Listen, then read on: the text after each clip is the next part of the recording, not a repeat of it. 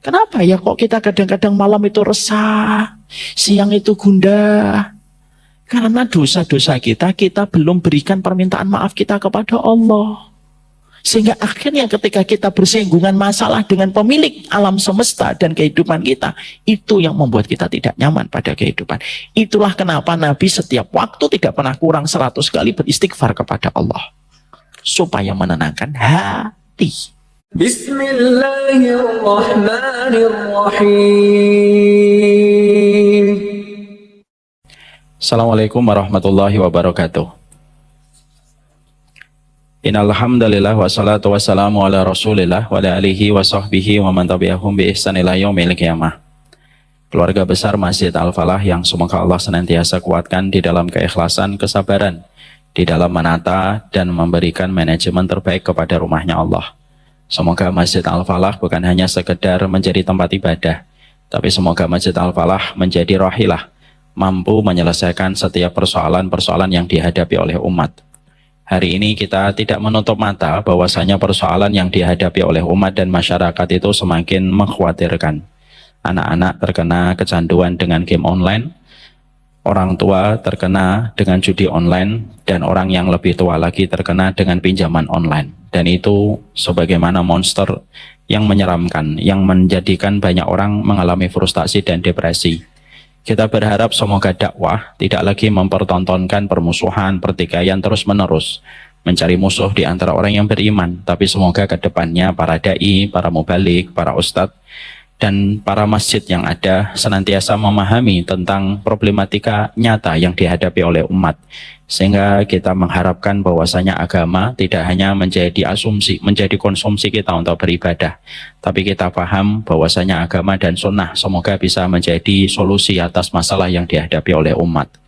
Siapapun hari ini yang menghadapi masalah, anaknya kecanduan dengan game online, pasangannya terkena kecanduan dengan judi online ataupun pinjaman online yang riba, kita doakan semoga Allah memberikan jalan keluar untuk mereka, dan sekali lagi kita berharap semoga dakwah tidak lagi mempertontonkan permusuhan dan pertikaian yang tidak memberikan harapan apapun untuk umat. Jadi kalau ada seorang ustadz, seorang mubalik, walaupun itu saya, kalaupun itu saya mempertontonkan permusuhan, mengajak pertikaian, doakanlah para ustadz-ustadz yang terus mengajak pertikaian dan permusuhan, semoga mereka senantiasa menyadari bahwasanya masalah umat itu nyata di depan kita dan butuh uluran tangan para dai dan para mubalik di dalam menyelesaikan setiap masalah yang ada. Itulah yang disebut dengan rahilah. Rahilah itu penamaan yang diberikan Nabi kepada seseorang yang bukan hanya mereka mengangkut beban, tetapi mereka menyelesaikan masalah yang dihadapi oleh umat. Kepada keluarga besar penuntut ilmu kajian Rabu malam yang semoga Allah memberikan kepada kita istiqamah dalam perjalanan ilmu kita. Semoga kita mempelajari tentang doa dari awal sampai akhir dan kita diberikan istiqamah. Kalau kita mendapatkan semangat di awal, maka itu hal yang wajar. Tapi mendapatkan semangat yang bertahan sampai akhir musim, sampai kita menyelesaikan kitab, maka itu hanya diperoleh bagi mereka yang senantiasa istiqamah. Makanya istiqamah itu merupakan karomah yang paling besar. Mengalahkan karomah orang yang terbang, mengalahkan karomah orang yang berjalan di atas air, yaitu orang yang diberikan karomah untuk senantiasa istiqamah. Syekhul Islam mengatakan a'dhamul karomati luzumul istiqamati. Sesungguhnya karomah yang paling besar yang Allah berikan kepada wali-walinya di atas muka bumi, ketika wali-wali itu diberikan istiqamah atas setiap ilmu dan setiap ketaatan. Semoga Allah memberikan kepada kita istiqamah. Amin. Alhamdulillah, tentunya senantiasa kita bersyukur kepada Allah atas seluruh nikmat yang Allah berikan dan Allah limpahkan kepada kita. Terutama kenikmatan yang sangat kita syukuri itu kenikmatan duduk di taman ilmu. Belum tentu setiap muslim diberikan kenikmatan untuk duduk di teras ilmu ataupun di taman ilmu. Banyak muslim, tapi belum tentu mereka memiliki semangat mengayunkan langkah kakinya untuk duduk di antara taman-taman ilmu. Kita tentunya bersyukur Allah menyempurnakan nikmat rezeki kepada kita. Allah menyempurnakan nikmat sandang, Allah menyempurnakan nikmat pangan dan papan. Dan kita sangat bersyukur Allah memberikan kenikmatan ilmu kepada kita, sehingga kita memiliki kenikmatan di dalam membuka kitab, punya kenikmatan di dalam duduk di taman ilmu, karena ilmu kita butuhkan untuk menjawab segala ujian yang kita hadapi di dalam kehidupan. Antum bisa membayangkan kalau kita semesteran, entah SMA, SMP, atau kuliah, lalu kita malamnya tidak belajar. Pasti ketika kita di meja ujian kita keringat dingin, karena pertanyaan-pertanyaan yang ada di lembar ujian tidak mampu kita jawab, hanya karena tadi malam kita tidak belajar. Kalaulah kita ujian saja pada waktu SMA, kuliah, ternyata kalau kita malamnya tidak belajar, kita keringat dingin untuk menjawab setiap persoalan dan setiap pertanyaan di lembar ujian itu, apalagi kehidupan kalau kita tidak belajar. Bagaimana kita bisa menyelesaikan ujian pada kehidupan kita kalau kita tidak pernah belajar? Itulah yang menjadikan kita sekarang paham kenapa angka frustasi, angka depresi semakin tinggi. Angka frustasi dan angka depresi semakin tinggi disebabkan karena banyak di antara kita tidak pernah belajar. Kita tidak mengambil referensi untuk menjadi sebuah kekuatan bagi kita, dan kita tidak pernah mengambil referensi untuk menyelesaikan setiap ujian yang kita hadapi. Dan itulah yang menjadikan kita paham. Kita ngaji bukan karena kita sok pintar. Kita ngaji bukan karena kita untuk mendebat. Level kita bukan mendebat. Kita ngaji bukan level kita untuk menyalahkan orang. Level kita bukan untuk menyalahkan orang. Tapi kita ngaji levelnya adalah supaya kita punya jawaban atas setiap persoalan dan ujian yang kita hadapi di dalam kehidupan. Cukuplah keringat dingin yang dulu kita pernah rasakan gara-gara tidak bisa menjawab soal, itu menjadi semangat kita bahwasanya kehidupan kita harus diisi dengan ilmu. Siapapun yang mereka senantiasa mengisi hidupnya dengan ilmu, maka dia tahu apa yang harus dilakukan. Kalau bangun di tengah malam, dia tahu apa yang harus dilakukan. Kalau dia punya harta, dia tahu apa yang harus dilakukan. Kalau dia punya istri, dia tahu apa yang harus dilakukan. Bahkan ketika dia masuk kamar mandi pun, dia tahu apa yang harus dilakukan kalau kita memiliki ilmu yang menjadi sebuah edukasi dan referensi pada kehidupan kita. Makanya pantas orang kalau berilmu, semua binatang merasakan manfaatnya. Sampai binatang yang disembelih pada waktu Idul Adha pun merasakan kalau setiap panitia mereka membekali diri mereka dengan ilmu. Makanya sampai binatang-binatang di lautan memintakan ampunan kepada mereka yang duduk di taman ilmu, karena mereka tahu sesungguhnya manfaatnya orang yang mencari ilmu sampai kepada mereka, sehingga bisa membawa kebaikan pada kehidupan umat hari ini. Semoga Allah senantiasa memberikan kepada kita ilmu, dan semoga kita tidak bosan dengan perjalanan kita untuk mencari ilmu, karena sesungguhnya kita telah diwariskan oleh semangatnya para ulama salaf dulu, bagaimana semangatnya mereka ketika mencari ilmu. Saya pernah membaca lembar kehidupan keluarganya Ibnu Taimiyah. Beliau punya seorang kakek, saking cintanya sama ilmu, Pak, kalau beliau masuk kamar mandi, anaknya dipanggil. Terus dibukakan satu kitab, lalu ngomong, baca dari halaman ini sampai halaman ini. Lalu beliau masuk kamar mandi. Lalu anaknya membacakan apa yang tadi diperintahkan oleh sang kakek dari Ibnu Taimiyah. Kenapa beliau semacam itu? Karena beliau tidak mau kehilangan kesempatan untuk mendapatkan ilmu walaupun di kamar mandi. Kan beda dengan kita, Pak. Kalau kita di kamar mandi, ambil korek api, ya. Lalu ada yang rokok, katanya dapat ilhamnya di kamar mandi. Nah, semoga Allah memberikan rahmat untuk kita. Semoga Allah senantiasa memberikan kepada kita ilmu yang bukan menjadikan kita berdebat orang, ilmu yang bukan menjadikan kita sok memahami tentang segala sesuatu lalu kita gampang untuk menyesatkan setiap manusia. Ya Allah, tambahkanlah kepada kami ilmu, dan kami berlindung dari segala ilmu yang tidak bermanfaat.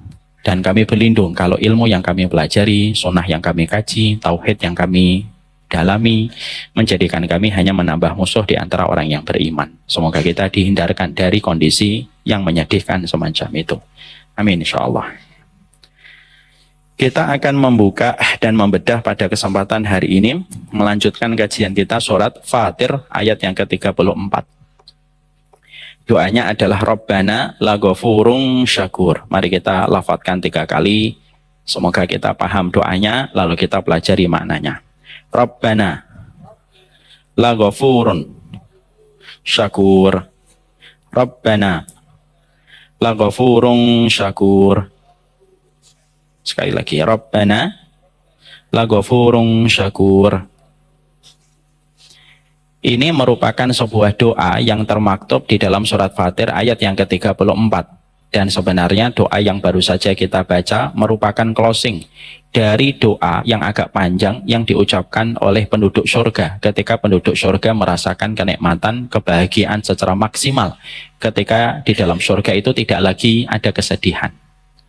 Makanya di awal surat Fatir 34 Allah mengabadikan bagaimana sukacita, kebahagiaan yang dirasakan penduduk surga ketika mereka berada di surga.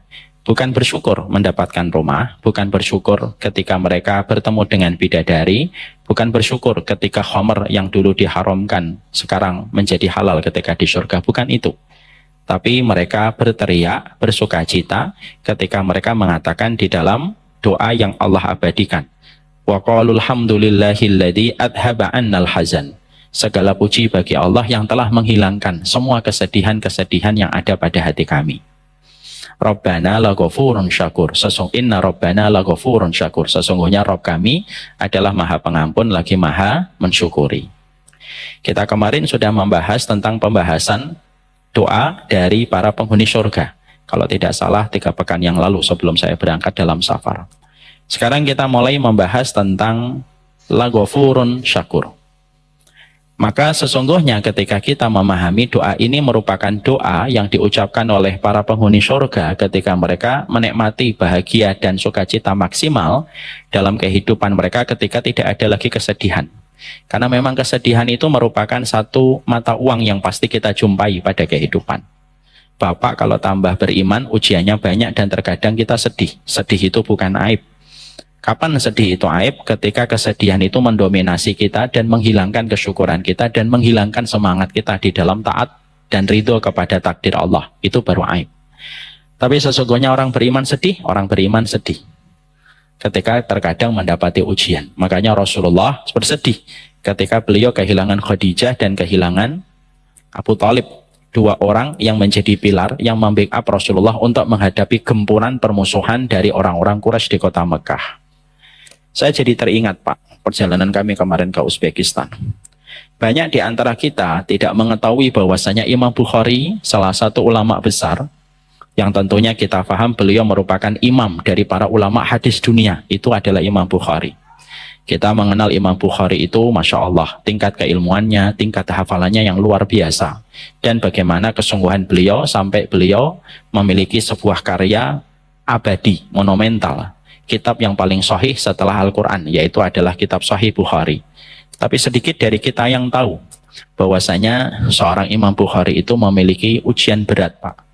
Bahwasanya beliau di akhir kehidupannya, beliau tinggalnya di Nisabur. Nisabur itu merupakan kawasan hari ini berada pada kawasan Iran. Beliau ternyata difitnah di Nisabur itu. Salah satunya kenapa beliau mendapatkan fitnah, karena banyaknya orang yang sangat mengidolakan beliau sehingga menimbulkan hasad bagi sebagian orang yang lain. Itulah kondisi manusia. Jadi adakah orang yang hasad kepada Imam Bukhari? Ada. Ditambah lagi Pak, ada satu kasus bahwasanya di Nisabur Imam Bukhari diminta untuk mengajari anak-anak sultan di Nisabur. Tapi Imam Bukhari tidak mau mendatangi pintu istana. Beliau tidak mau mengajar anak-anak sultan, kecuali anak-anak sultan yang datang ke rumahnya. Karena menurut Imam Bukhari, al-ilmu yu'ta wa la ya'ti. Ilmu itu didatangi, bukan mendatangi. Penolakan ditambah berita-berita minor dan negatif tentang Imam Bukhari menjadikan penguasa Nisabur itu marah, murka. Dan Imam Bukhari itu diusir Pak dari Nisabur. Akhirnya ketika Imam Bukhari diusir dari Nisabur, beliau melakukan rihlah perjalanan ke Bukhara. Dari Nisabur ke Bukhara, daerah Uzbekistan itu kurang lebih hampir 9.000 km. Dan itu ditempuh oleh Imam Bukhari dalam kondisi beliau terusir dari Nisabur. Padahal beliau ulama besar. Ketika pertama kali beliau balik ke Bukhara, karena nama dari Imam Bukhari itu nama aslinya adalah Muhammad bin Ismail bin Ibrahim. Beliau kembali ke Bukhara, salah satu daerah Uzbekistan Pak. Daerahnya indah Pak. Nanti kalau Bapak dan Ibu punya rezeki, datanglah ke Uzbek. Saya bukan promo ya, saya tidak mendapatkan bayaran apapun. Maka ketika beliau balik ke Bukhara, maka pada saat itu beliau disambut oleh ribuan warga Bukhara yang menyambut beliau. Tapi itu tidak bertahan lama. Penguasa Bukhara mendapatkan surat dari penguasa Nisabur, kalau mereka masih mau bekerja sama, penguasa Bukhara harus mengusir Imam Bukhari. Akhirnya Imam Bukhari diusir pada malam sebelum Idul Fitri, Pak. dan pengusiran itu dilakukan dengan begitu kasar karena Imam Bukhari tidak sempat untuk mengumpulkan buku. Mbak, malam ini harus pergi, saya ngerapiin buku dulu, enggak, pergi. Itu Imam Bukhari. Imam Bukhari akhirnya tidak membawa kecuali apa yang beliau bisa bawa beserta dengan pakaian yang menempel pada beliau. Lalu beliau menuju ke Samarkand. Samarkand itu salah satu kota kedua setelah Tashkent di Uzbekistan, tidak terlalu jauh dari Bukhara. Dan ternyata penguasa Samarkand pun sudah mendapatkan perintah dari penguasa Bukhara supaya tidak menerima Imam Bukhari masuk ke Samarkand. Itu Imam Bukhari, Pak. Akhirnya beliau tertahan di border, beliau tertahan di perbatasan Samarkand, tidak bisa masuk ke wilayah Samarkand. Akhirnya beliau berhenti sejenak, lalu beliau sempat mengadu kepada Allah. Dunia ini asalnya begitu luas untukku, ya Allah, tapi hari ini dunia sudah terasa sempit untukku. Cabutlah nyawaku kalau engkau berkenan dan engkau ridho. Tidak lama setelah itu Imam Bukhari meninggal dunia di pinggir jalan, Pak. Itu Imam Bukhari. Banyak orang tidak tahu. Jadi Imam Bukhari tidak meninggal di kamar-kamar istana. Imam Bukhari tidak meninggal di kamar besar kayak ustadz-ustadz hari ini kayak saya gitu. Tidak meninggal di kantor-kantor dan pondok-pondok gede kayak saya gitu mungkin. Tapi Imam Bukhari, imam ulama, seluruh para ulama hadis meninggalnya di pinggir jalan. Karena beliau terusir dari rumahnya dan tidak bisa masuk ke Samarkand, dan beliau saat itu bingung mau kemana beliau akan mengayunkan langkah kakinya. Seorang Imam Bukhari, seseorang yang ketika akan meletakkan hadis, maka beliau bersungguh-sungguh, beliau sholat 2 rakaat, beliau mandi junub, beliau sholat 2 rakaat, baru meletakkan 1 hadis. Orang yang dinobatkan paling pintar dalam hafalan sepanjang sejarah sampai hari ini, Pak. Orang yang pernah menghadapi 10 orang, membawa hadis, setiap satu orangnya 10 hadis. Diacak, Pak, antara matan dengan sanad. Bapak harus paham, matan itu isi, sanad itu an itu namanya sanad. Dan ketika beliau diuji, pada usia masih belia 15 tahun, semua 10 orang, dia duduk di sidang sama 10 orang. Lalu setiap satu orang menyampaikan 10 hadis yang sudah diacak secara sembarangan. Didengarkan semua hadis itu ada 100, didengarkan dengan baik oleh Imam Bukhari. Lalu Imam Bukhari, setelah hadis yang ke-100 yang terakhir disebutkan, Imam Bukhari dengan begitu tenang mengalir ilmunya, berkata, dari hadis yang pertama, hadis tadi yang kamu sebutkan salah. Hadis yang salah bunyinya begini, yang kamu tadi sebutkan. Yang benar begini. 1, 2, 3, 4, 5, sampai 100 hadis. Jadi beliau bukan hanya membetulkan 100 hadis, tapi menyebutkan 100 hadis yang salah yang diacak sama yang menguji beliau. Itu Imam Bukhari.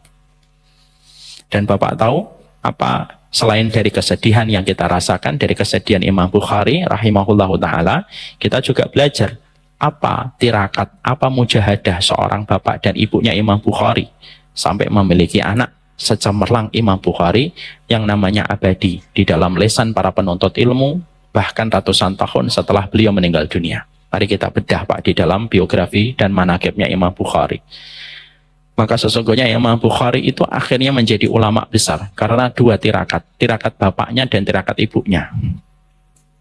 Tirakat ibunya adalah ketika Imam Bukhari lahir dalam kondisi buta. Maka Imam Bukhari ketika lahir dalam kondisi buta, ibunya betul-betul menghidupkan malam dengan tahajud, membasahi tempat sujudnya, dan tidak pernah putus mendoakan Imam Bukhari supaya dikembalikan penglihatannya. Maka hampir 1 bulan atau 2 bulan setelah beliau memanjangkan doanya, memanjangkan tahajudnya, tirakatnya di dalam doa dan sholat, satu malam ibunya ketika lelah berdoa tertidur di atas tempatnya beliau beribadah. Lalu beliau berjumpa dengan Nabi Ibrahim. Lalu Nabi Ibrahim berkata, Innallaha qad radda basara ibnik. Sesungguhnya Allah telah mengembalikan penglihatan anakmu.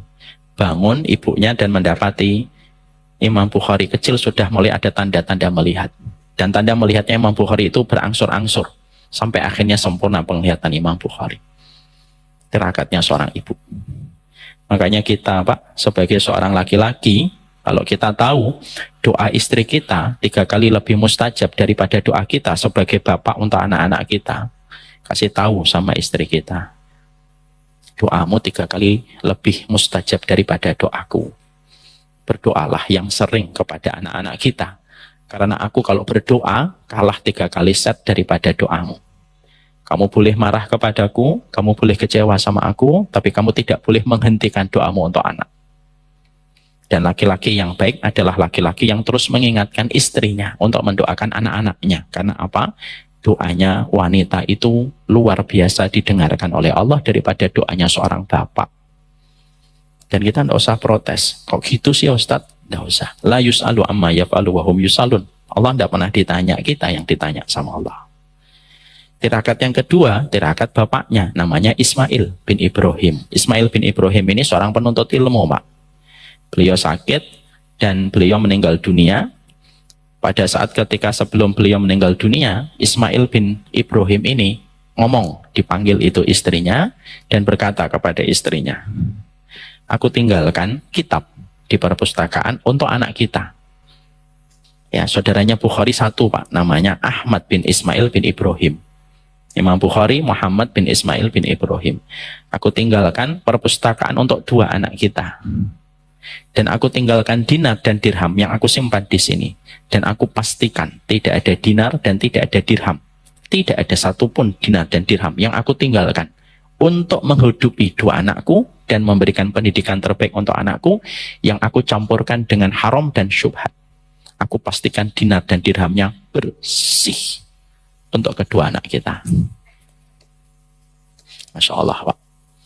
Dari tirakatnya seorang bapak untuk mencari harta yang bersih, dari tirakatnya seorang ibu yang terus berdoa, lahirlah dengan gemilang seorang anak yang bernama Muhammad bin Ismail bin Ibrahim, yang akhirnya bergelar dengan nama Imam Bukhari. Makanya bapak-bapak, tirakatnya bapak itu apa? Kalau memang bapak tidak bisa tahajud panjang, kalau bapak tidak bisa puasa Daud, kalau memang bapak tidak bisa sedekah yang banyak, minimal jangan masukkan 1 rupiah pun yang tercampur dengan harta yang syubhat dan haram, karena itu yang membatalkan perjalanan baik anak kita dalam kehidupan di masa dewasa.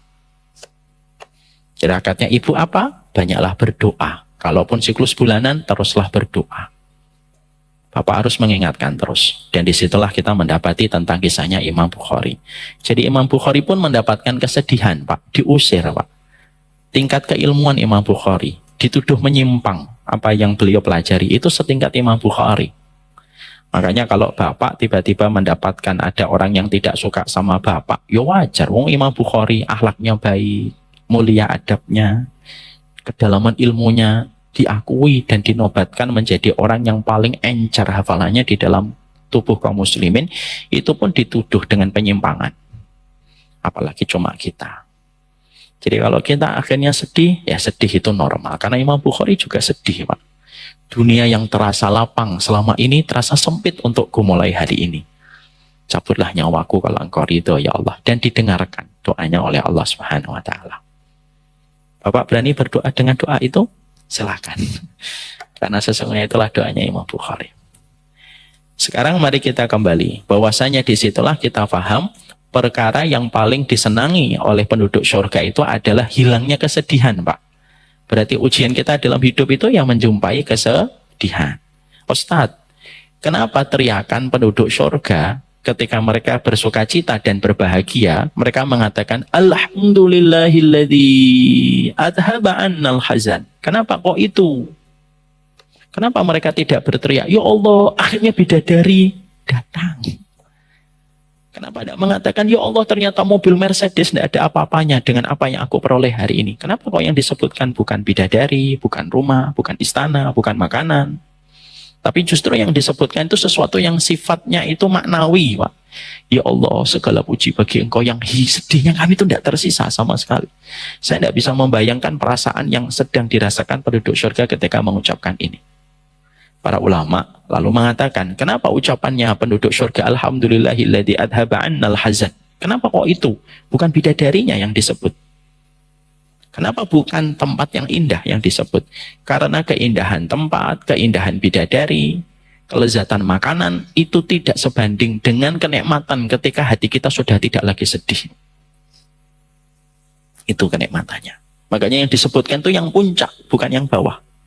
Contoh, Pak Haiban, misalkan, beliau ini mendapatkan hadiah mobil, harganya 500 juta.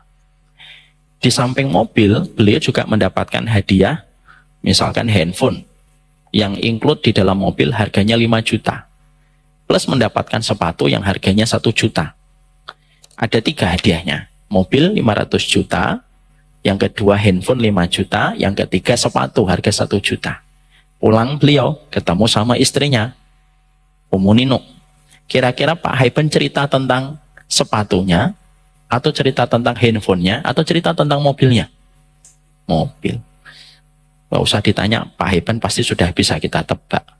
Pasti dia akan jawab, Bu, apa? Dapat mobil.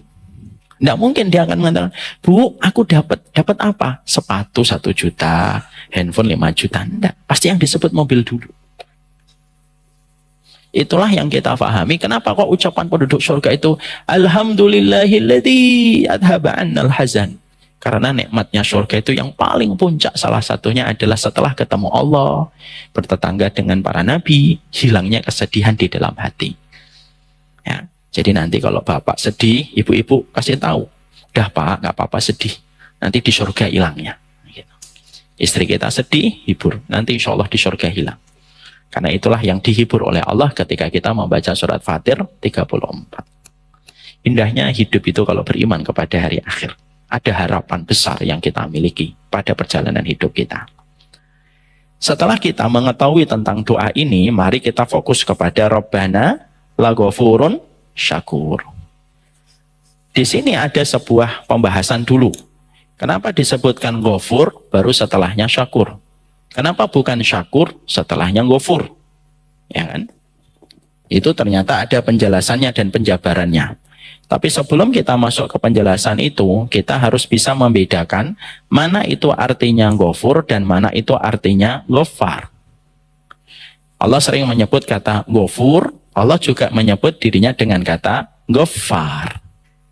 Bedanya apa, Ustaz? Nah, para ulama di dalam tafsirnya itu menjelaskan perbedaan antara Ghafur dengan Ghaffar, walaupun intinya sama, yaitu sama-sama mengampuni. Ghafur itu mengampuni, Ghaffar itu adalah mengampuni. Tetapi memiliki perbedaan secara spesifik. Kalau kita mengenal kata Ghafur, bahwasanya Ghafur itu artinya Allah itu mengampuni dosa sebesar apapun. Itu Ghafur. Bapak punya dosa sebesar apapun, ibu punya dosa sebesar apapun, walaupun dosanya tinggi sampai menyentuh pintu langit, maka Allah mengampuni, karena itu sifat Ghafurnya Allah. Beda dengan Ghaffar. Ghaffar itu adalah sifat ampunan Allah yang Allah berikan kepada setiap manusia yang dosanya itu diulang-ulang terus. Kemarin janji, saya tidak bohong, hari ini bohong lagi. Tobat lagi, janji lagi. Tobat lagi, janji lagi. Tobat lagi. Maka ketika Allah mengampuni dosanya manusia, walaupun sering berulang-ulang dilakukan olehnya, tetapi Allah tetap mengampuni, itu namanya Ghaffarnya Allah. Makanya kita belajar di sini, Allah sebutkan di sini kata Ghafur. Allah mengampuni dosa sebanyak apapun. Karena apa? Selama kita muslim, tidak melakukan kesyirikan kepada Allah dan tidak mendatangkan tandingan bagi Allah, seorang muslim walaupun dosanya menjulang tinggi setinggi langit, walaupun tidak ada manusia yang dosanya segitu, tapi selama dia tetap dalam kondisi beriman, tidak mendatangkan tandingan bagi Allah, Allah tetap akan mengampuni dan tetap memberikan kepadanya rahmat pada kehidupan di akhirat, walaupun dosanya banyak. Makanya sifat Ghafur ini sifat hujah yang Allah datangkan kepada mereka yang berputus asa dari rahmatnya Allah. Gimana kamu berputus asa sama rahmatnya Allah?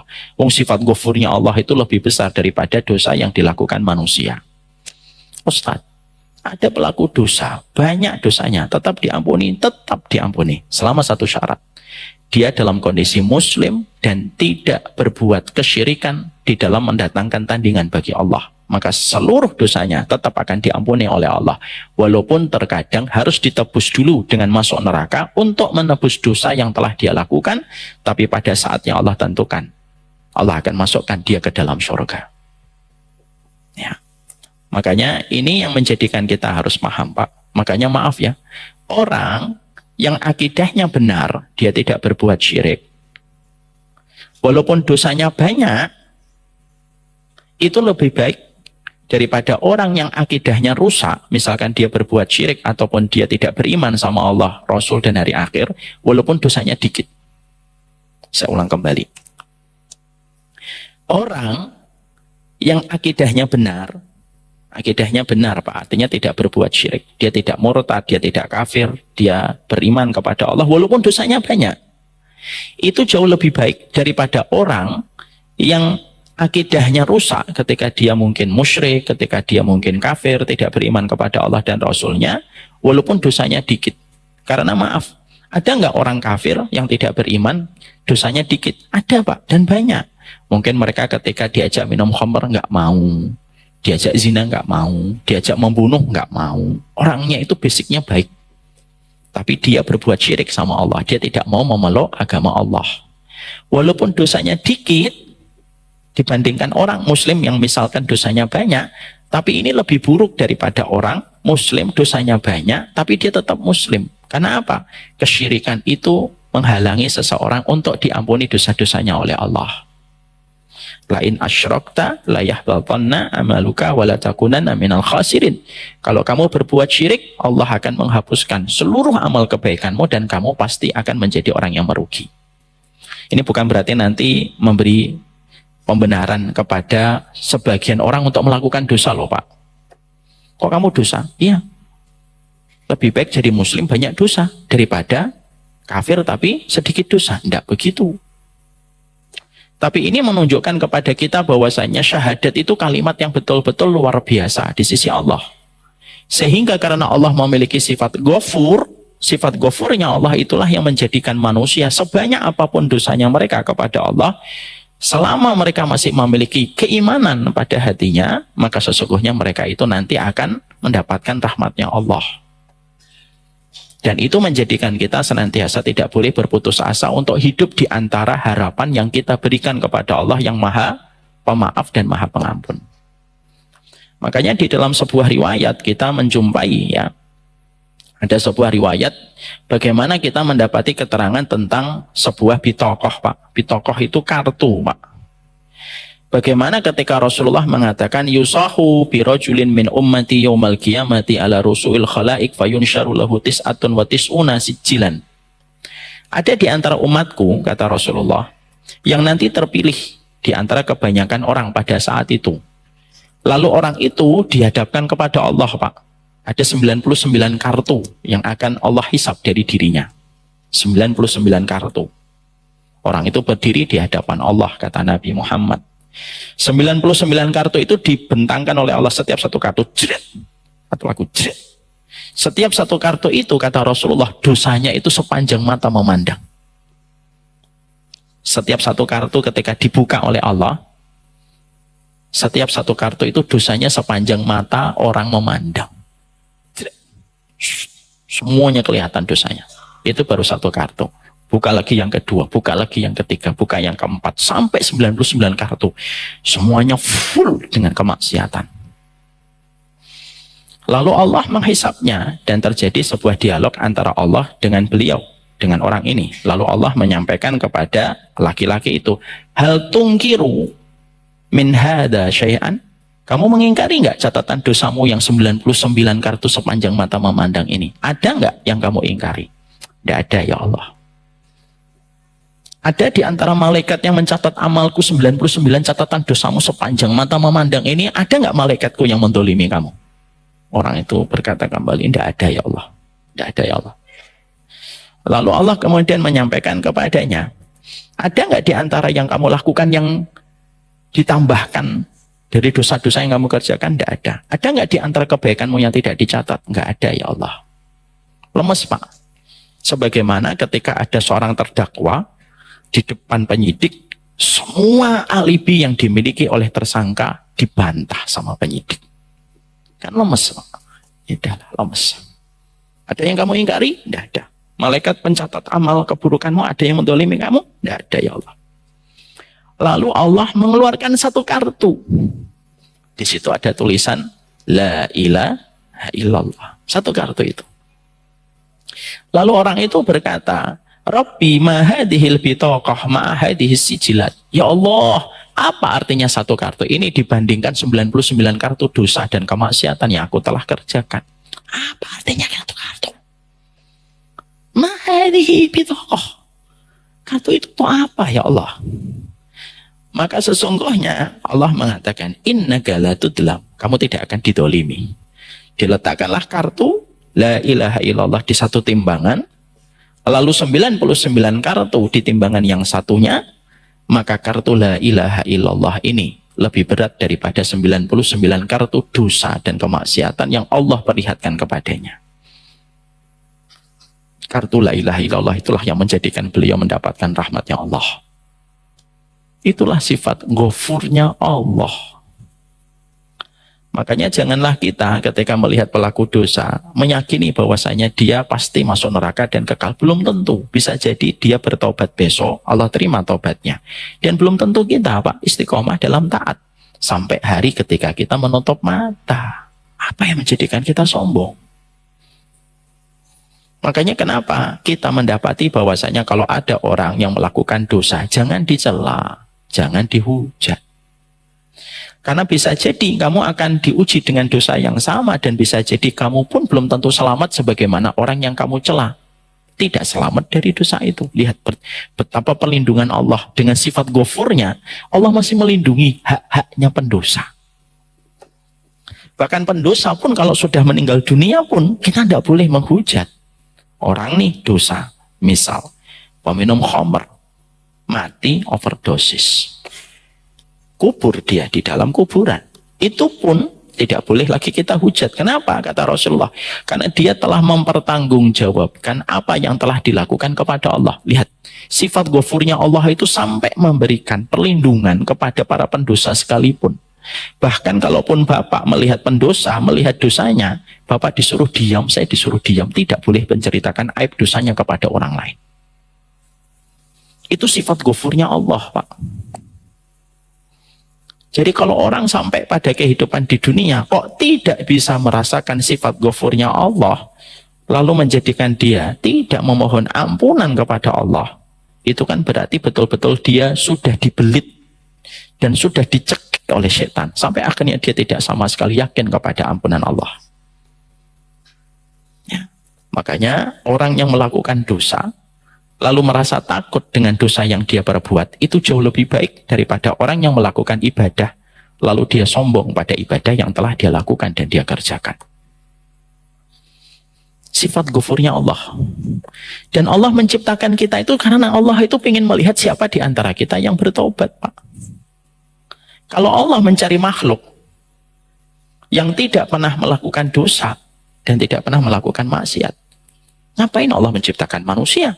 Allah ciptakan malaikat. La ya'sunallaha ma amaruhum wa yaf'aluna ma yu'marun. Malaikat itu tidak pernah bermaksiat terhadap apa yang diperintahkan dan selalu konsisten mengerjakan apa yang diperintahkan. Tapi kenapa Allah setelah menciptakan malaikat itu Allah menciptakan manusia? Padahal malaikat aja tahu bahwasanya manusia itu akan berbuat kerusakan dan mengalirkan darah. Karena Allah ingin tahu, Pak, di antara kita siapa yang kembali kepadanya dan siapa yang mereka tidak mau kembali kepada Allah. Istighfarlah, bertobatlah kepada Allah. Karena itulah yang disebut dengan ghafur. Jadi kalau nanti Bapak memahami ghafur, nah ini berarti Allah mengampuni dosa sebanyak apapun, diampuni dengan sifat ghafurnya Allah. Lalu nanti kalau Bapak membaca ayat ngelewatin ghafar, nah berarti sesering apapun dosa tetap diampuni oleh Allah. Makanya kan ada satu riwayat Muslim yang sudah sering saya sampaikan di sini. Saya bacakan kembali supaya kita memahami ini.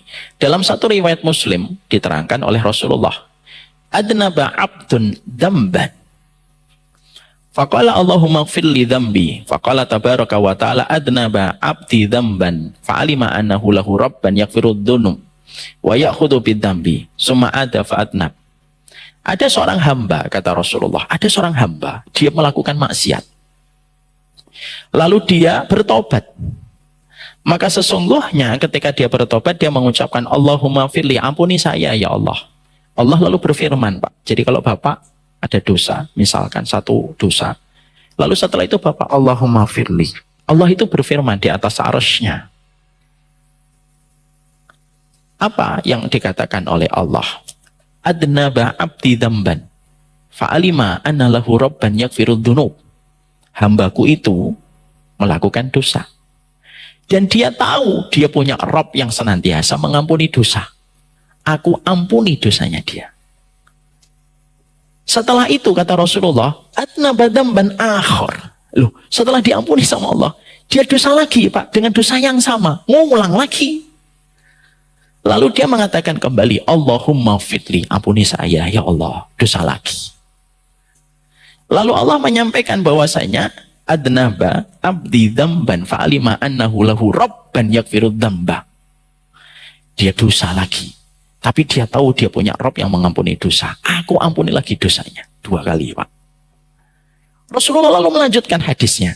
Lalu dia adnaba dzamban akhar. Dia melakukan dosa lagi yang ketiga kalinya. Dan kembali lagi dia meminta maaf kepada Allah dan mengatakan, Allahumma firli, ampuni aku ya Allah. Lalu Allah mengulang kalimat yang sama. Adnaba abdi dzamban fa'alima anna lahu rabban yaghfirud dzamba. Hambaku ini dosa lagi yang ketiga kalinya. Tapi dia meminta ampunan kepada diriku. Karena dia tahu aku adalah Zat yang maha pengampun. Aku ampuni lagi. Udah 3 kali Pak. Coba. Bapak tahu anaknya Bapak ngelakuin kesalahan 3 kali. Bapak jewer itu. Sentil sampai merah mungkin kupingnya. Ini yang ketiga Pak sudah. Loh dosa lagi. Yang keempat kalinya kata Rasulullah SAW. Dan kembali lagi dia mengucapkan Allahumma firli. Ya Allah ampuni saya ya Allah. Saya berdosa kembali ya Allah. Dan kembali Allah mengatakan, tapi yang keempat berbeda. Lalu yang keempat itu Allah mengatakan, i'mal ma syi'ta fa inni qad ghafartu lakum. Yang keempat beda Pak. Yang keempat Allah mengatakan apa? I'mal ma syi'ta. Berbuatlah semaumu. Fa inni qad ghafartu lakum. Selama kamu terus bertobat dengan sungguh-sungguh, aku akan ampuni. Ingat loh Pak, ini bukan akhirnya nanti, oh ini hadisnya. Ini yang saya cari-cari. Jangan gitu. Tapi ini menunjukkan Ustadz apa itu bukan yang mempermainkan istighfar. Enggak Pak, yang dimaksudkan Nabi ini bukan orang yang mempermainkan tobat. Enggak, dia memang sudah berupaya untuk bertobat. Dan sudah berusaha menjaga. Tapi apalah daya, desakan hawa nafsu yang kencang. Akhirnya dia berdosa kembali. Ini bukan untuk para pendosa yang meremehkan ampunan. Dosa, tidak apa-apa nanti diampuni sama Allah kok. Hati-hati. Orang yang meremehkan ampunan, hanya Allah yang tahu apa maksud di dalam hatinya. Orang yang meremehkan ampunan, hati-hati. Mereka akan menjadi orang yang paling merugi karena Allah tidak mau dimanfaatkan. Ampunan yang besar yang Allah miliki untuk menjadikan seseorang itu melakukan dosa. Maaf ya Pak, ini kita ngambil pelajaran.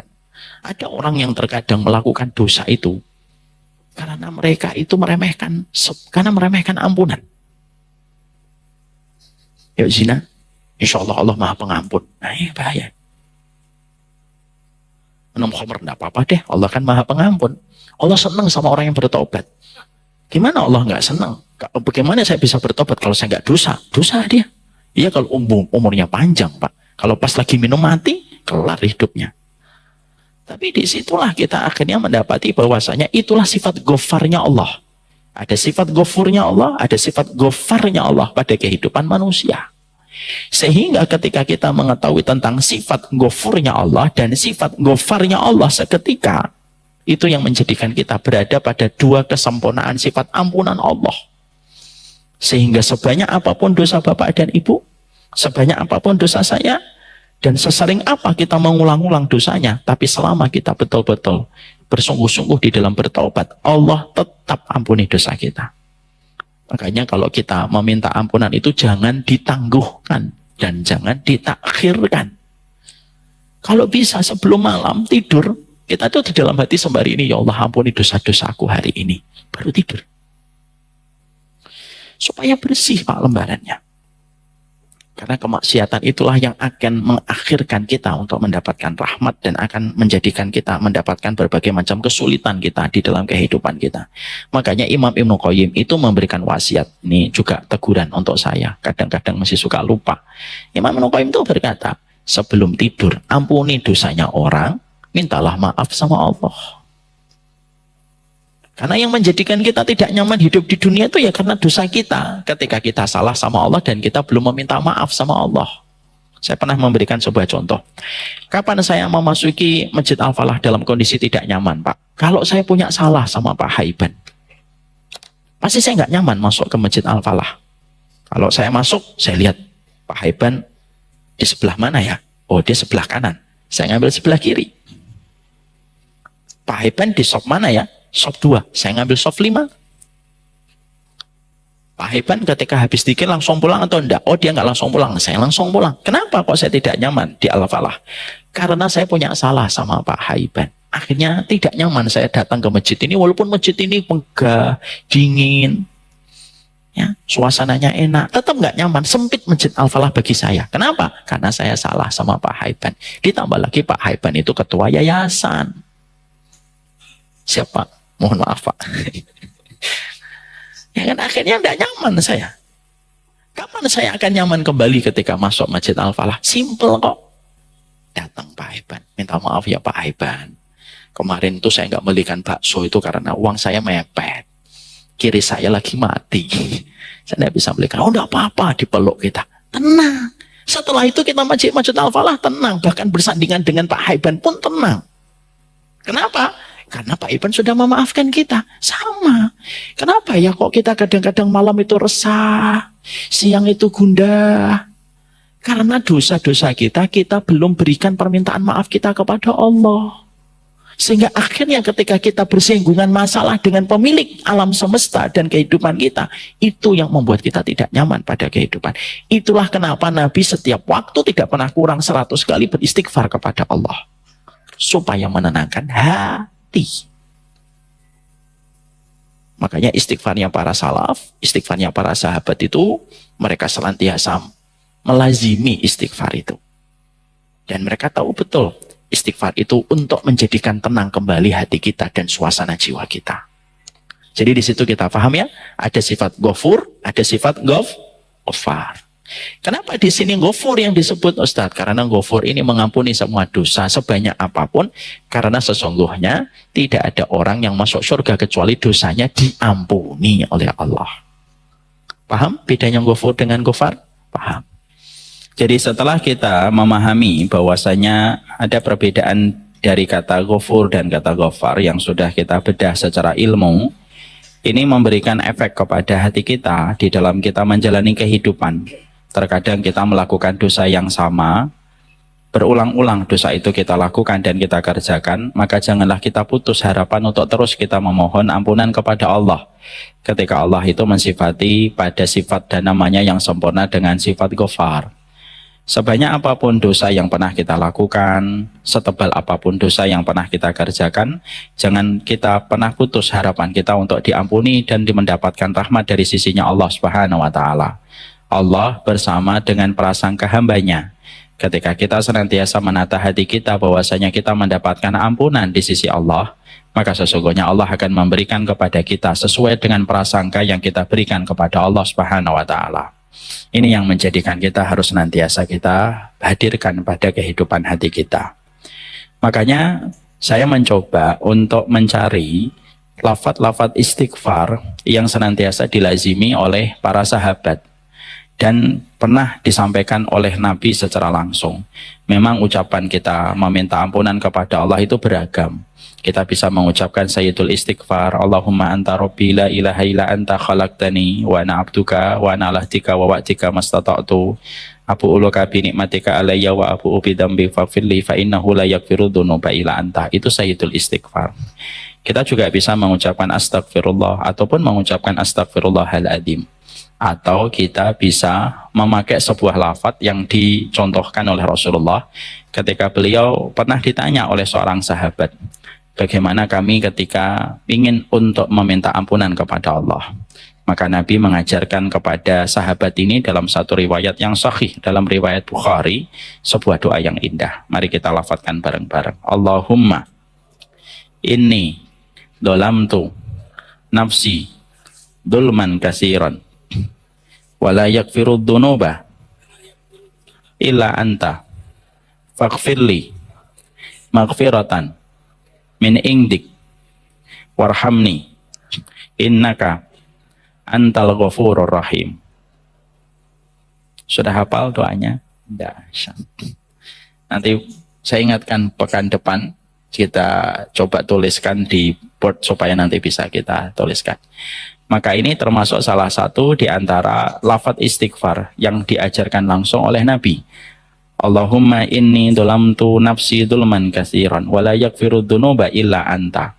Yaitu, ya Allah, sesungguhnya aku ini telah mendolimi diriku dengan kedoliman yang sangat banyak, dan tentunya tidak ada yang memaafkan setiap dosa kecuali adalah Engkau. Faghfirli maghfiratan min indik, berikanlah kepadaku ampunan dengan sebuah pengampunan di sisimu. Warhamni, rahmati aku ya Allah, sesungguhnya Engkau maha pengampun lagi maha penyayang. Maka penting juga saya menyampaikan bahwasanya ketika kita sudah mengetahui tentang sifat ghafarnya Allah, dan kita memahami sifat ghafurnya Allah, dan ini memberikan harapan. Saya ingatkan, harapan itu harus disertai dengan sebuah pembuktian dan sebuah ikhtiar terbaik di dalam kita menuju kepada ampunan Allah.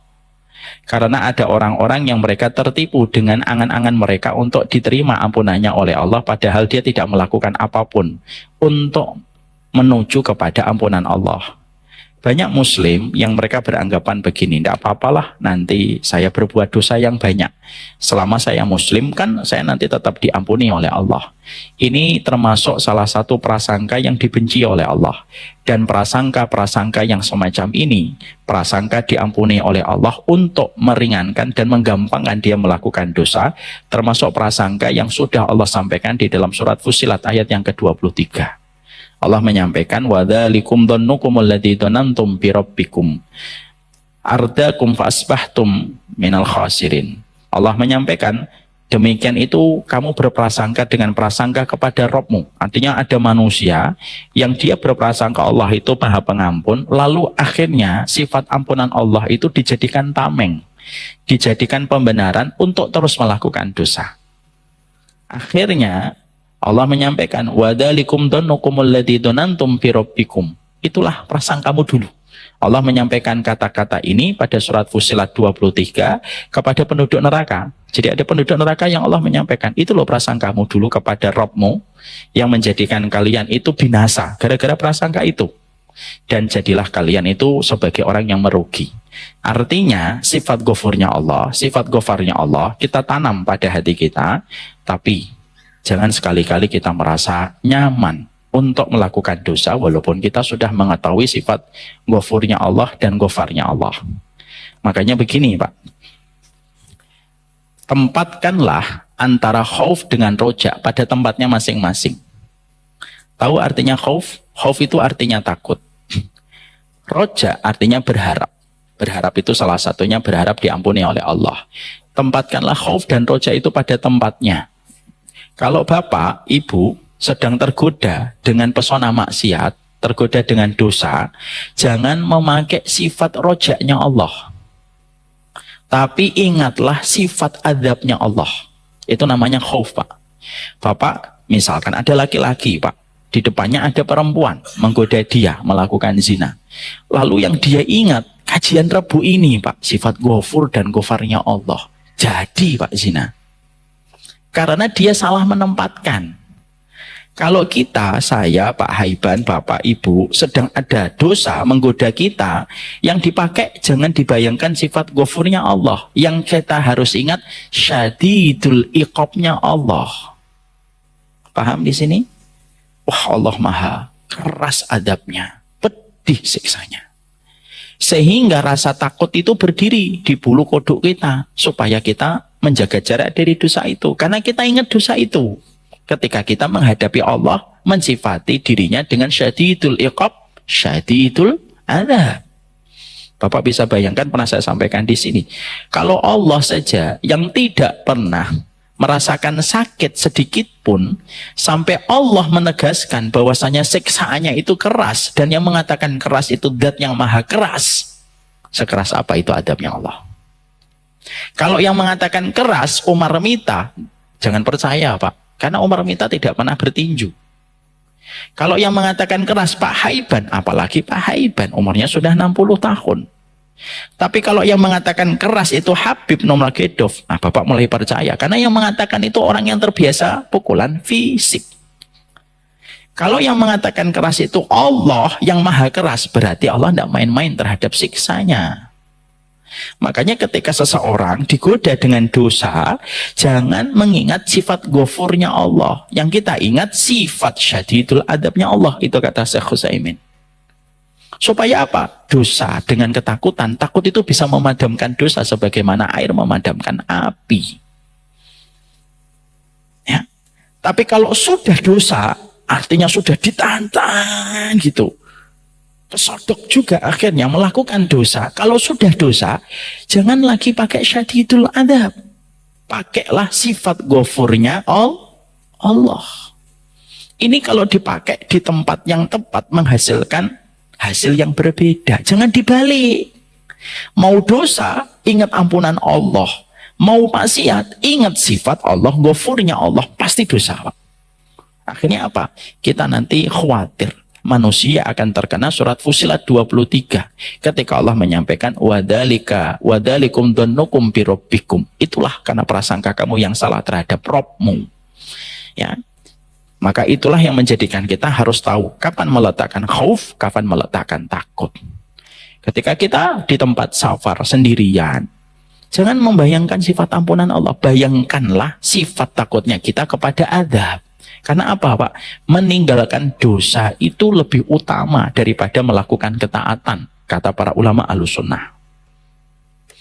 Makanya Nabi Yusuf, kenapa Nabi Yusuf itu yang paling kita ingat dari Nabi Yusuf bukan ketika dibuang di sumur tua, bukan ketika beliau menjadi budak, bukan pula ketika beliau di penjara. Tapi yang paling kita ingat dari Nabi Yusuf itu apa? Ketika Nabi Yusuf mampu menahan dirinya dari dosa zina yang ditawarkan secara genit kepada Nabi Yusuf. Lalu Nabi Yusuf mengatakan, saya takut kepada Allah. Ini yang menjadikan Nabi Yusuf dicintai betul oleh Allah. Makanya tidak ada kisah Nabi Yusuf kecuali yang paling kita ingat momennya Nabi Yusuf menolak dan menampik seorang wanita yang begitu cantik mempesona. Ya. Makanya akhirnya betul kata kaidah para ulama salaf. Fi'lul khairat yaf'aluha al-fujjar wal mu'minun. Melakukan kebaikan itu bisa dilakukan mukmin ataupun pendosa. Kalau melakukan baik itu, Pak, tidak harus baik, tidak harus mukmin. Kadang-kadang pendosa pun melakukan baik. Dia tetap memberikan bantuan sama yatim piatu, membantu janda, membantu fakir miskin. Kalau melakukan baik itu semua orang bisa melakukan. Tapi kata para ulama salaf, para ulama terdahulu, mereka mengatakan wa tarkul munkarat la yaf'aluha illa siddiqun. Tapi meninggalkan dosa itu tidak bisa dilakukan kecuali orang yang jujur imannya sama Allah. Nah, inilah yang menjadikan kita harus paham, meninggalkan dosa itu komponen penting menjaga kedudukan dan posisi kita di hadapan Allah. Jadi jangan sampai kita terperosok dengan prasangka kita. Jangan, saya nggak mau nih pulang dari sini kita buka pintu, kita ingat sifat ghafurnya Allah, kita sifat ghafarnya Allah, lalu dosa, lalu mengingat bitokoh yang tadi kita sampaikan dalam riwayat Bukhari itu menjadikan kita tambah punya dalil untuk berbuat dosa. Kok dosa, Mas? Oh, kamu belum tahu hadis bitokoh ya? Makanya ngaji malah jadi dalil untuk berbuat dosa. Maka jangan. Ingatlah syadidul adabnya Allah dan syadidul iqabnya Allah. Kalau sudah dosa, apa? Sifat ghafurnya Allah dan sifat ghafarnya Allah dan ghafurnya Allah itu akan Allah berikan kepada kita. Kalau kita diterima, dosa kita di dunia akan dihapus, kesulitan kita akan dihilangkan. Kecuali dua, kalau dosanya berkaitan kedoliman dan berkaitan durhaka sama orang tua. Bapak tobat dan tidak tobat, tetap dua ini akan diberikan balasan dulu. Hati-hati sama dua dosa ini. Ya. Setelah kita mengetahui tentang itu, sekarang kita bahas. Kenapa disebutkan kata ghafur dulu, baru setelahnya kata syakur? Ada yang tahu, Pak? Mungkin pernah membaca tafsirnya dalam tafsir Imam Ibnu Katsir? Siapa yang bisa menjawab? Saya kasih hadiah. Hadiahnya umrah, Ustaz. Maaf, saya belum mampu untuk itu. Kenapa disebutkan Ghafur dulu, baru setelah itu syakurnya Allah? Pak Haiban? Pak Haiban nyari di Google. Nggak ada Pak di Google. Google nggak membahas semuanya. Mari kita bedah. Sifat Ghafur diletakkan oleh Allah dulu di dalam Inna Rabbana laghafurun syakur. Karena sifat Ghafur itu, konsekuensi dari sifat Ghafurnya Allah itu apa? Konsekuensi dari sifat Ghafurnya Allah menjadikan kita dihapuskan dari perkara yang kita takutkan dan kita khawatirkan. Apa yang paling kita takutkan dan paling kita khawatirkan? Neraka. Itu yang paling kita khawatirkan. Sifat Ghafur itu diterangkan lebih dulu. Kenapa? Sifat Ghafur itu konsekuensi dari sifat Ghafurnya Allah. Kamu selamat dari neraka kalau sudah dapat Ghafurnya Allah. Jadi manusia itu kalau sudah dapat ampunan, Pak, maka dia selamat dari neraka. Tapi selama manusia belum mendapatkan ampunan, ya selama itu dia masih terancam dengan neraka. Makanya itu pula yang menjadi salah satu hikmah. Kenapa kita kalau mendoakan orang mati, ketika kita mensolatinya, maka kita mengucapkan Allahumma firlahu warhamhu wa'afihi wa'afu anhu. Kenapa 4 permintaan? Allahumma firlahu warhamhu wa'afihi wa'afu anhu. Kenapa 4-4-nya itu punya makna yang sama konteksnya? Ampuni dosanya mayat ini. Karena ketika mayat itu sudah diampuni, berarti dia dihindarkan dari perkara yang paling menakutkan. Dan apa yang paling menakutkan? Yaitu neraka. Itu perkara yang paling menakutkan. Makanya kalau seseorang sudah diampuni, tenang.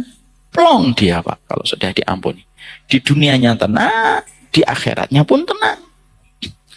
Makanya ketika ada seseorang yang diampuni oleh Allah dalam satu riwayat, ada seseorang, Pak, di tempat dalam satu hadis, ditempatkan di hadapan Allah. Lalu Allah menerangkan, ini dosamu ya, ini dosamu ya. Lalu ditutupi oleh Allah. Karena dia dulu ketika di dunia sering menutupi dosa orang, aib orang. Makanya ketika Allah buka dosanya, Allah buka aibnya, Allah tutupi hanya Allah dan dia. Ingat ya Pak, kata Imam Ibnu Katsir, manusia nanti ketika disidang oleh Allah, ketika pas pemeriksaan dosa, ada 2 manusia. Ada orang yang diperiksa dosanya dan aibnya di depan seluruh manusia sampai manusia itu ngeliatin. Ini ada di dalam tafsir Imam Ibnu Katsir. Ketika seluruh manusia dan mata manusia memandang dia, diperiksa satu persatu dosanya, dia malu sampai tertunduk dan dia berkata, lebih baik aku dijebloskan langsung ke neraka daripada menanggung malu seberat ini. Walaupun mungkin ketika di dunia dia tidak pernah malu, tapi di akhirat dia pasti akan malu, kata para ulama. Siapa orang yang dibuka dosanya oleh Allah semacam ini pada pemeriksaan? Orang yang terbiasa membuka-buka dosa orang. Dan orang yang terbiasa membuka-buka aibnya orang. Atas nama apapun. Kecuali pada hajat yang memang diperlukan secara syar'i. Contohnya menyelesaikan masalah. Nah, memang harus dibuka untuk menyelesaikan masalah. Tapi bukan pada alasan syar'i. Dia membuka-buka dan mengumbar-ngumbar dosanya orang. Hati-hati. Pasti akan dibuka. Dan itu ada yang pertama. Ada yang kedua, Pak. Kata Imam Ibnu Katsir, ada orang yang nanti ketika diperiksa dalam pemeriksaan Allah, dosa dan kemaksiatannya, karena Allah melihat orang ini dulunya menutupi dosa-dosa saudaranya, walaupun dia juga berdosa, Allah tutup, hanya Allah dan dia yang tahu tentang dosanya. Dan Allah tidak jadikan orang lain mengetahui dosa yang dia kerjakan. Padahal mengetahui dosa orang itu berat. Lisan kita untuk tidak bercerita sama orang. Makanya ibu-ibu itu biasanya kalau habis dapat informasi baru, sini, ada berita heboh. Sini kumpul.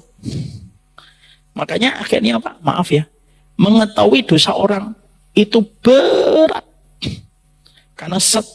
Karena semenjak Bapak dan saya mengetahui dosanya Pak Haiban, misal hari ini kita mengetahui dosanya Pak Haiban, semenjak hari itu Allah akan melihat kita. Apakah kamu akan menutupi dosa itu, ataukah kamu akan menceritakan dosa itu kepada orang? Makanya jangan kepo. Karena itu perkara berat. Ya. Maka kembali ke tadi, sifat Ghafurnya Allah, kenapa didahulukan? Karena kalau kita mendapatkan Ghafurnya Allah, berarti kita tenang. Diampuni dosa-dosa kita, diselamatkan dari apa yang paling kita takutkan. Dan tidak ada yang paling ditakutkan orang mukmin, bukan miskin, bukan fakir, bukan. Yang paling ditakutkan orang mukmin itu neraka. Makanya dia terus menebus. Bagaimana dia meminta kepada Allah ditebus ampunannya. Syakur itu konsekuensinya. Syakur itu maha mensyukuri, Pak. Kenapa ditempatkan setelah ghafur? Karena syakur itu konsekuensi. Sifat syakurnya Allah itu apa? Memberikan kepada seorang hamba apa yang dia inginkan dan paling apa yang dia harapkan. Apa yang paling kita harapkan, Pak? Surga. Rahmatnya Allah dengan surganya. Karena surga dan rahmat Allah itu satu paket. Maka ketika seseorang itu mendapatkan syakur, maka sesungguhnya apa yang dia paling harapkan di dunia itu Allah berikan kepadanya. Makanya diletakkan dulu, ghafur dulu, bukan syakur. Kalau diletakkan, Rabbana la syakurun ghafur, maknanya jadi berantakan. Makanya Allah tempatkan Rabbana la ghafurun syakur. Kamu aku amankan dulu, kalau sudah aku ampuni, aku amankan kamu dari neraka, baru syakur amal perbuatanmu yang menjadikan kamu bisa mendapatkan rahmatku. Dan itulah yang menjadikan akhirnya diletakkan kata Rabbana la ghafurun syakur. Sekarang artinya syakur itu apa? Allah menyebut sifat syakur di dalam Al-Quran 4 kali di dalam Al-Quran. Bahwasanya kata syakur itu artinya bahwasanya Allah betul-betul mensyukuri tentang semua yang dilakukan oleh manusia. Apapun Pak, kalau sudah diniatkan oleh Allah, untuk Allah, pasti Allah terima. Dan Allah lipat gandakan setiap perbuatan yang dilakukan manusia. Karena Allah maha mensyukuri. Makanya mari kita bedah, Pak. Saya kan sudah sering menyampaikan. Apa sholat yang paling ringan pada sholat sunnah yang kita kerjakan sebagai muslim? Sholat yang paling ringan itu sholat sunnah fajar. Saking ringannya sholat ini sudah sering saya sampaikan. Ada testimoni dari Ibunda Aisyah. Aku ini kalau ngelihat Nabi melakukan sholat fajar, aku menyangka seakan-akan Nabi tidak sholat, nggak mau baca Al-Fatihah. Saking cepatnya Nabi kalau sholat sunnah fajar. Makanya sholat sunnah fajar itu ayat rakaat pertama membaca Al-Kafirun. Rakaat yang kedua membaca Al-Ikhlas, Pak. Makanya Pak, kalau Bapak sholat sunnah fajar tidak usah membaca Al-Baqarah.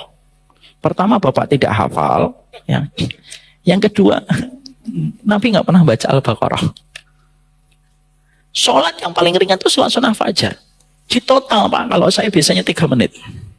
4 menit, 3 menit lah sholat sunnah fajar itu biasanya karena jarak antara adzan dan iqamat masjid saya 15 menit. Harus bangunin anak, kadang juga harus wudhu, harus sholat. Cepat Pak. Tapi perhatikan, berapa bayaran yang Allah berikan kalau kita sholat sunnah fajar? Bayarannya berapa Ustaz? Ayo hitung-hitungan. Khairum minad dunya wa ma fiha. Jadi harta 271 triliun itu tidak ada apa-apanya. Dengan setengah detiknya kita sholat sunnah fajar. Berarti kalau khairum minad dunya wa ma fiha, hitung Pak semua ekonomi yang beredar dari Rusia sampai Kanada. Dari Afrika sampai Yaman. Dari Indonesia sampai ke Australia. Dihitung Pak, itu yang di atasnya. Belum yang di bawahnya. Berarti 1 detiknya ratusan ribu triliun Pak.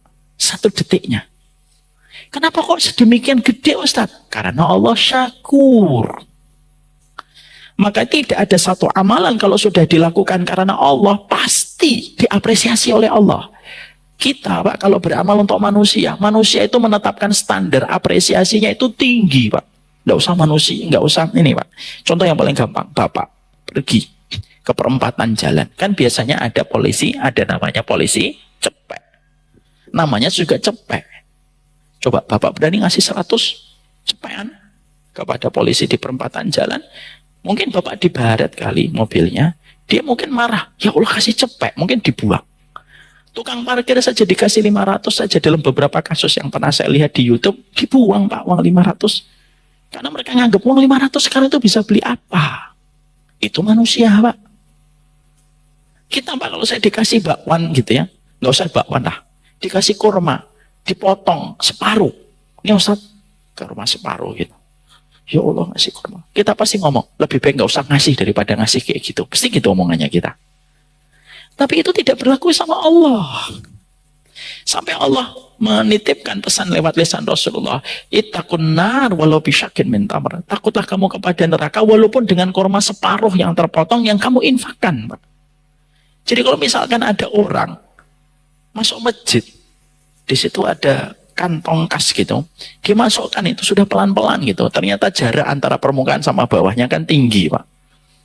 Dia merasa nggak ada yang ngelihat gitu. Pas ketika dimasukkan, meluncur itu uang 500 perak.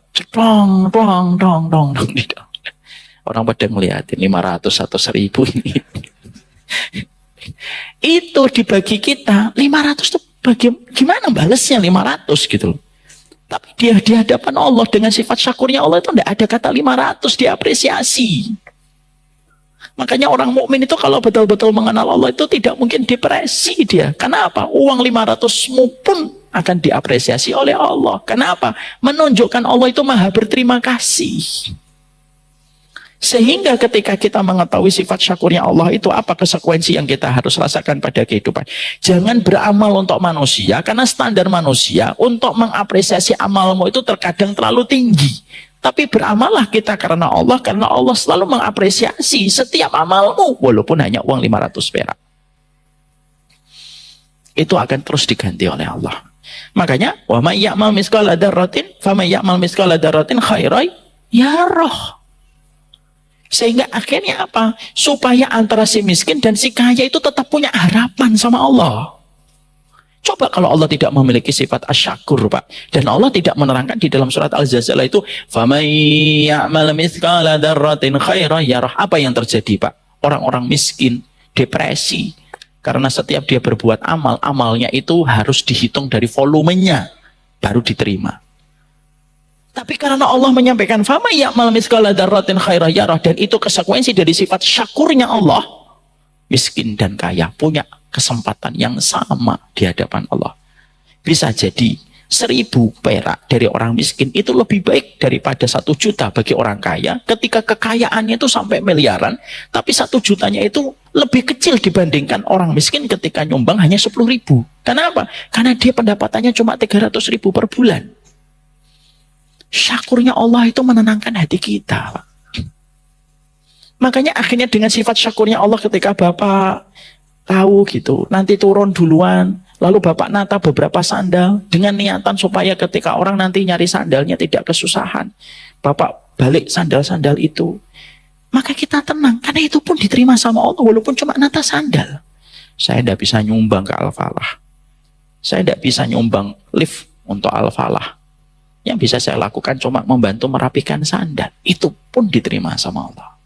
Sehingga akhirnya ketika kita punya Rob yang mengapresiasi apapun yang kita lakukan, itulah yang menjadikan akhirnya seseorang itu akan terus beramal. Amal itulah yang akan menjadikan dia mendapatkan apa yang dia cita-citakan, yaitu surga. Makanya salah satu sifat Allah yang paling indah itu asyakur. Itu paling indah betul sifat asyakurnya Allah. Makanya bertransaksi sama Allah tidak pernah mengenal kata rugi. Karena Allah tidak pernah membuat rugi setiap amal manusia. Masih ingat kisah nyata? Ada seorang wanita yang bermimpi malam ketika dia memiliki orang tua, bapaknya sering dermawan, bapaknya dermawan, ibunya kikir. Ibunya tidak pernah sedekah kecuali dengan 2. Satu dengan gaji ketika suaminya memotong sapi. Yang kedua, dia berinfak dengan kain pel yang ada di dalam dapur. Dua-duanya itu diganti sama Allah. Di dalam mimpi wanita itu ketika berjumpa dengan Ibunda Aisyah radhiyallahu anha. Sehingga akhirnya ini menjadikan seseorang itu tenang. Karena setiap saham yang dia berikan di jalan Allah akan dilipat gandakan oleh Allah. Makanya orang-orang yang mereka itu mengetahui tentang sifat syakurnya Allah, maka terus akan memberikan yang terbaik di dalam perjalanannya. Makanya akhirnya kita menjumpai kan kisah yang pernah saya sampaikan, ada pezina dari kalangan Bani Israel, dia zina 6 hari berturut-turut, Pak. Yang dikisahkan oleh Abdullah bin Mas'ud radhiyallahu anhu, ada seseorang ahli ibadah lalu berzina 6 hari berturut-turut. Lalu setelah itu dia menyesal, dia tinggalkan tempat ibadahnya. Lalu dia kelaparan, dia dapat roti, Pak. Sebelum makan roti itu ketika dia sudah gemetar, ada seorang tua yang juga gemetar rasa laparnya. Disedekahkan itu rotinya. Dia mengambil cuma secuplik dari roti itu. Tapi roti itu justru diterima oleh Allah dan diampuni dosanya ketika Allah itu Maha Asyakur. Ya. Jangan mikir, oh roti terus akhirnya nanti melakukan itu ya. Tapi itulah Maha Syakurnya Allah dalam setiap perbuatan. Kita menjumpai ada seorang wanita memberikan minuman kepada seekor anjing. Itu salah satu sifat syakurnya Allah, Pak. Coba kalau kita punya Allah yang perhitungan, Pak. Lalu Allah tidak memiliki sifat asyakur, di mana Allah melipat gandakan setiap amal kebaikan dalam kehidupan kita. Mungkin tidak ada satupun manusia yang akan mendapatkan rahmat. Kenapa? Hitung-hitungan kita dengan amal tidak akan pernah memantaskan kita dengan surga. Yang memantaskan kita dengan surga itu karena rahmatnya Allah, dan rahmat Allah itu melahirkan sifat syakurnya Allah. Maka itulah yang menjadikan kita akhirnya paham. Rabbana la ghafurun syakur. Kenapa kok para penduduk surga mengatakan inna rabbana la ghafurun syakur? Karena para penduduk surga itu tahu dosanya sudah diampuni dan dia mendapatkan tempat yang sangat indah di surga itu ketika dihilangkan kesedihannya. Karena dua perkara itulah yang paling besar mendorong manusia mendapatkan surganya Allah. Jadi kalau Bapak sudah dapat ghafurnya Allah dan syakurnya Allah, berarti Bapak insya Allah mendapatkan rahmat untuk berada di antara taman-taman indah di surga. Indahnya kehidupan ini kalau kita hidup di atas satu sifat Allah kepada sifat Allah berikutnya. Sifat Allah satu kepada sifat Allah berikutnya. Makanya betul kata Syekh Utsaimin, orang cemas itu karena lupa sifatnya Allah. Kalau dia tahu sifatnya Allah, dia akan tenang kembali. Inilah Surat Fatir 34. Inna Rabbana laghafurun syakur. Semoga kita hidup kehidupan kita dengan dua sifat ini, karena dua sifat inilah yang dibacakan oleh penghuni surga di dalam surganya. Ini yang kita sampaikan, berarti selesai Surat Fatir 34. Nanti kita akan lanjutkan doa yang ke-29. Rabbana wa taqabbal doa. Doanya Nabi Ibrahim. Bagaimana doa ini? Kenapa dipanjatkan oleh Nabi Ibrahim? Dan momen apa Nabi Ibrahim mengucapkan doa ini? Kita pelajari Rabu pekan depan. Ini yang dapat saya sampaikan. Malam sudah semakin gelap. Waktu sudah bertambah pekat. Tak layak saya memperpanjang kata, karena inilah saatnya kita berjumpa dengan keluarga. Masya Allah. Pas ya? Jangan disuruh ngulangi lagi, saya tidak bisa. Semoga Allah merahmati kita dan memberikan berkah untuk kita saling menyayangi, saling mencintai karena Allah semata. Jangan sampai kita dipisahkan oleh setan ketika menjadikan kita saling bermusuhan.